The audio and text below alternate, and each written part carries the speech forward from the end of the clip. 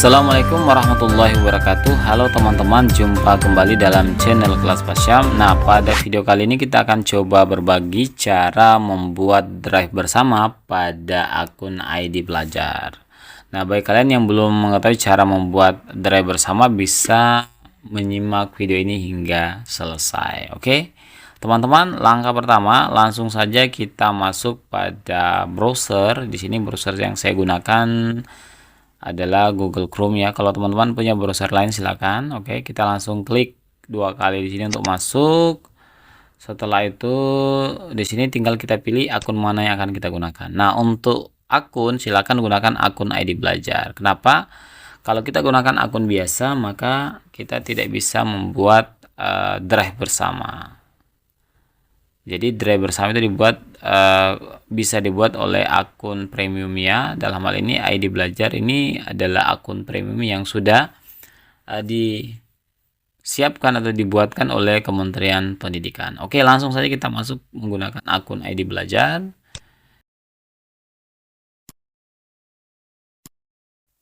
Langkah selanjutnya menuju ke 9 titik ajaib di pojok kanan atas yang ini. Kemudian kita klik di sini. Nah, ini di dalamnya ada alat-alat Google untuk pembelajaran. Kita langsung pilih saja Drive. Oke, klik Drive. Nah, ini kita akan diarahkan ke dalam Drive kita ya.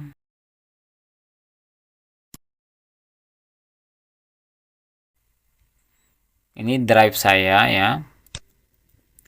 Ini. Jadi untuk membuat Drive bersama itu kita jangan buat di drive saya atau my drive, bukan di sini tempatnya, tetapi kita klik yang di bawahnya my drive ini, yang ini ya.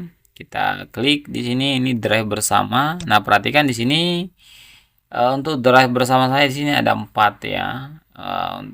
Yang untuk drive SMP Negeri 5 Telewi Barat ini dibuat oleh teman rekan kerja saya.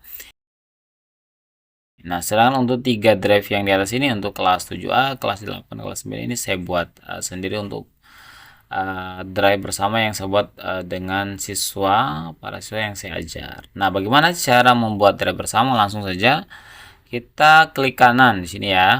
Kemudian muncul sini buat drive baru. Tinggal kita klik saja di sini.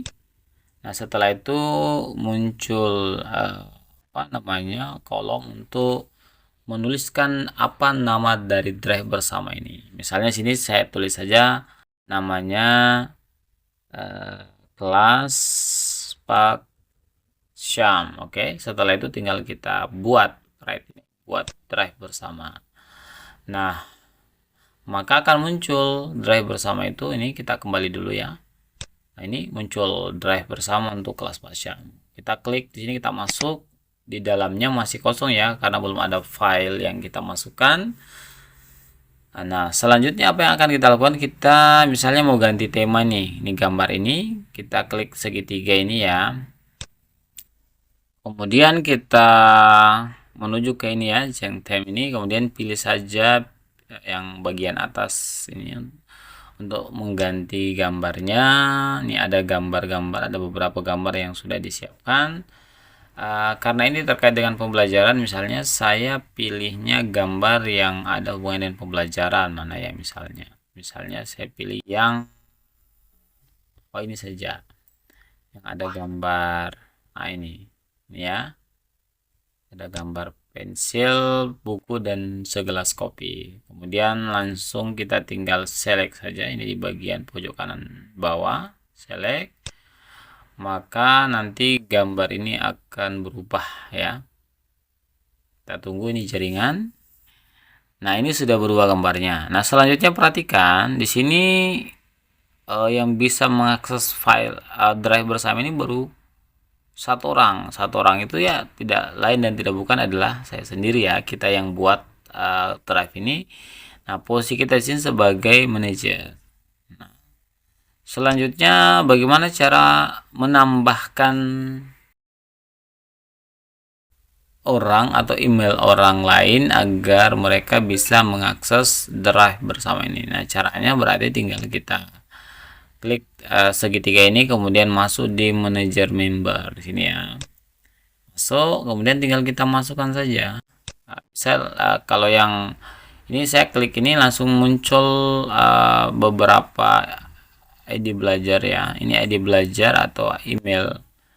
Ini sudah saya simpan di Google Kontak, jadi langsung muncul. Nah, kalau teman-teman yang tidak muncul bisa dimasukkan satu persatu. Tinggal ketik saja nama atau email yang ingin kita masukkan, yang ingin kita tambahkan. Nah, di sini karena saya sudah ada, tinggal saya tambahkan saja.